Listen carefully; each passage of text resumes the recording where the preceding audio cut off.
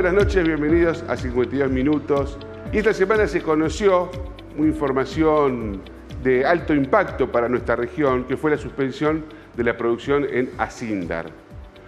No solo por el hecho en sí, que ya es preocupante, sino por lo que significa esta empresa que produce hierro, es una siderúrgica de las más importantes, las más trascendentes para el mercado interno, porque fabrica material para la construcción y que da cuenta de la crisis que atraviesa el país y las empresas, y estamos hablando de empresas de primerísimo nivel, por una crisis de competitividad que hay en la economía argentina.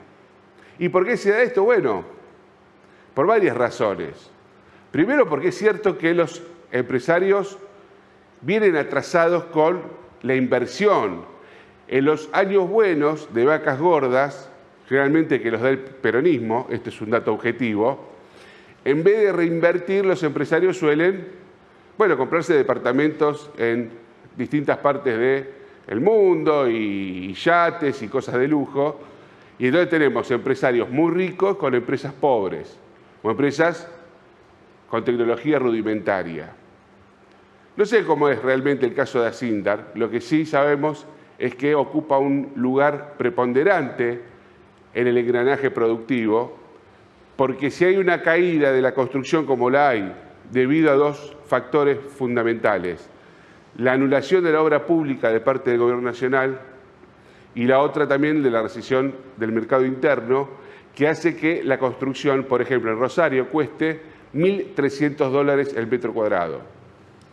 Esto no es el índice que sugiere la Cámara de la Construcción, sino que es el valor real de lo que acontece en nuestra ciudad y que es el número que te reiteran cuando vos hablás con cualquiera de las grandes constructoras de nuestra región. Lo cierto es que, es Acindar, son 500 familias que se quedan en esa incertidumbre de ver qué va a pasar, porque si bien es una suspensión, van a cobrar un poco menos, pero mantienen el trabajo. No se sabe hasta cuándo va a continuar estas suspensiones y si después esas suspensiones no pasarán al cierre. Y este es el botón grande de la muestra. Esto repercute después en los negocios del barrio, en los supermercados chicos, no en las grandes cadenas que, por ejemplo, tienen la posibilidad de hacer ofertas, pagando con tal billetera, te ahorrás el 20%, te devolvemos el 25%, etc. No, sino el negocio más chico, el que compra 2 o 3 cajas de algo para venderlo en el día. Y es donde el laburante deja parte de su sueldo. Y claro, todo esto se va rompiendo, se va socavando, porque el plan del gobierno, en definitiva, es mirar la macro, y no solo la macro, sino mirar un pedacito de esa macro, que es el financiero. Milei no habla de lo productivo, no habla de la inversión de la industria, de hecho, desprecia a los industriales, desprecia a los que apuestan al trabajo, que muchos son para despreciar, y muchos han tenido actitudes muy jodidas respecto a la Argentina. Pero es lo que le da laburo. El sector financiero no genera empleos, no genera trabajo, no genera desarrollo. El sector financiero es volátil, va a donde hay una oportunidad, donde una tasa de interés es grande, como la que es ahora en Argentina para planchar el dólar, y donde le permite un rédito inmediato, pero puede ser a alto riesgo, pero a muy poco plazo. Y eso es lo que afecta en grande a la economía real, a lo que nosotros vivimos y vemos en las calles, en los negocios, en esa caída. Y empieza a manifestarse todo esto en las encuestas. Esta semana también se conoció de Subban Córdoba, vamos a ver la primera placa, esta encuesta donde una de las preguntas que hicieron fue, ¿cómo encuentra tu situación económica? Fíjense, 47,6 dice que empeoró y el 15,5 dice que está igual de mal.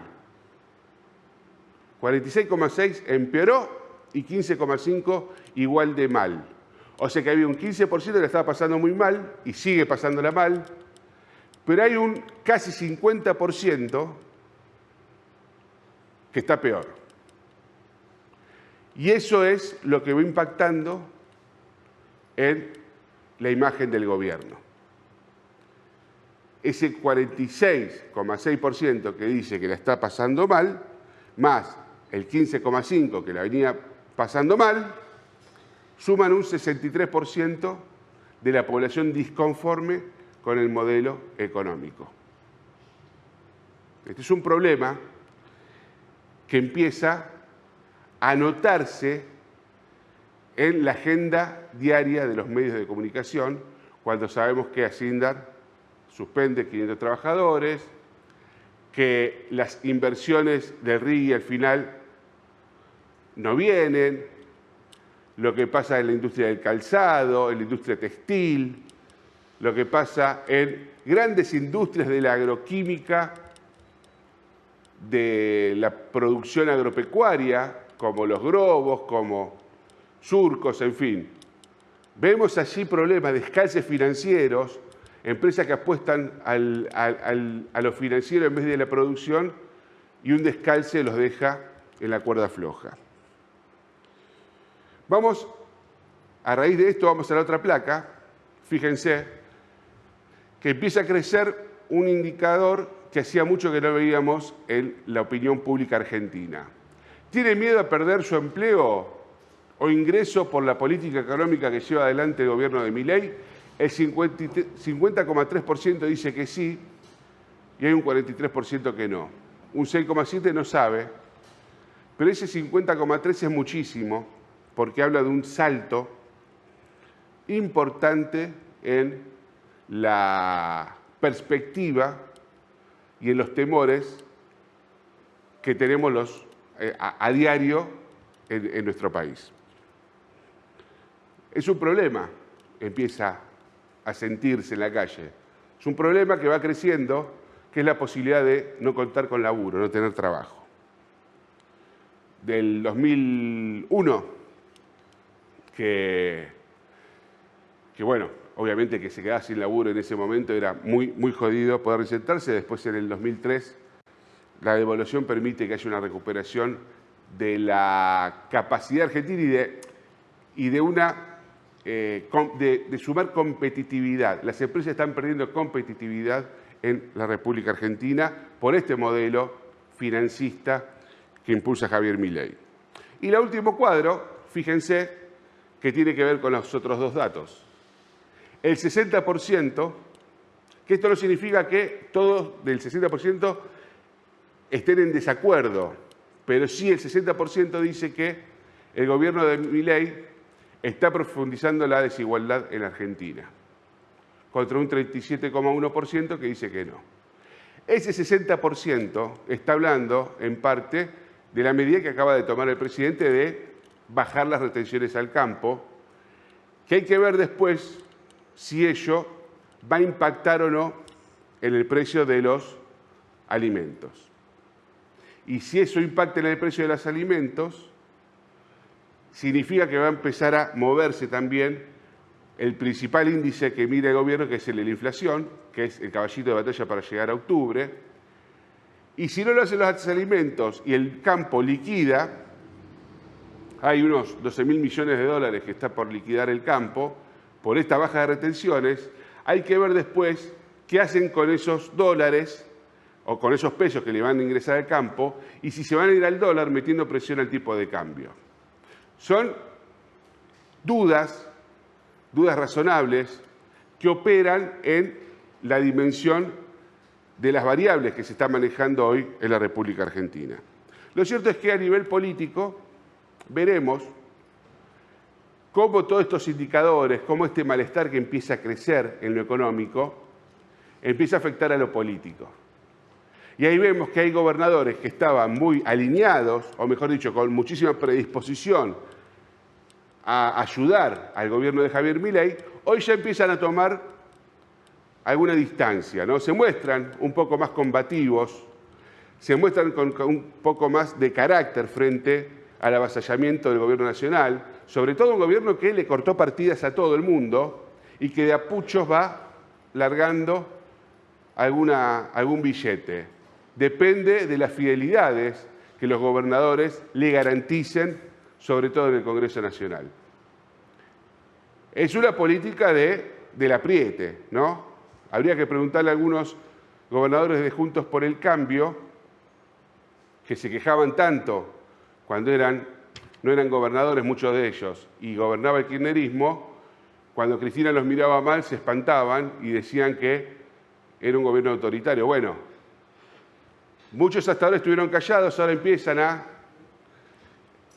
al menos a remolonear un poco en la cama y quizás en algún momento se despierten y antes de octubre digan, bueno, muchachos, tenemos que frenar esto porque no nos podemos, por un proyecto financista de muchas veces de sospechada legalidad en algunos de los planteos, como por ejemplo el de la criptoestafa Libra, si por ese plan financista nos quedamos sin Garraham, nos quedamos sin salud pública, sin rutas, se aumentan los accidentes. Estamos viendo también en los medios de comunicación esta semana cómo van creciendo los accidentes y cada vez de mayor importancia y de mayor gravedad en las rutas argentinas, por falta de inversión, por falta de mantenimiento y por falta de fondos que los argentinos, la mayoría, salvo algunos los del campo, el resto seguimos pagando impuestos, no nos descontaron nada. El impuesto a los combustibles sigue aumentando a pesar de que no ponen un peso ni siquiera en arreglar una ruta. Y así todo, tenemos que pagar esos impuestos y que el Estado no nos devuelva ni siquiera los malos servicios que teníamos antes. Entonces, esos impuestos, si uno los proyecta, son mucho más importantes ahora que antes porque estamos pagando impuestos para nada, para sostener una deuda, para sostener un superávit fiscal que, la verdad, por los costos que tiene su superávit, está dejando muchísima gente afuera. Señores, hoy en 52 minutos vamos a hablar de otros temas también, no solo bueno, no vamos a hablar ahora en las entrevistas de lo económico, de lo político, o sí, quizá, pero porque va a venir la familia Chiavazza, que son los herederos de un histórico fotógrafo que tuvo la ciudad, que dejó postales de nuestra metrópolis cuando empezaba a tomar color, cuando empezaba a ser uno de los principales polos metropolitanos de nuestro país. Y también vamos a hablar un poco de ejercicio, de gimnasia. No, por supuesto, no soy ejemplo de nada, no se asusten, pero sí vamos a hablarlo con Nicky. No se rían ustedes, gente mala la de este estudio de televisión. Aprovecho para saludar a la gente de Bursich Producciones, gente buena si las hay. No, decía, vamos a hablar un poco con Nicky, va a traer a un personal trainer. Vamos a hablar un poco y también de lo que pasó a raíz de Locomotora Libera, bueno, qué es lo que circula en el ámbito de los gimnasios. Bienvenidos a 52 minutos.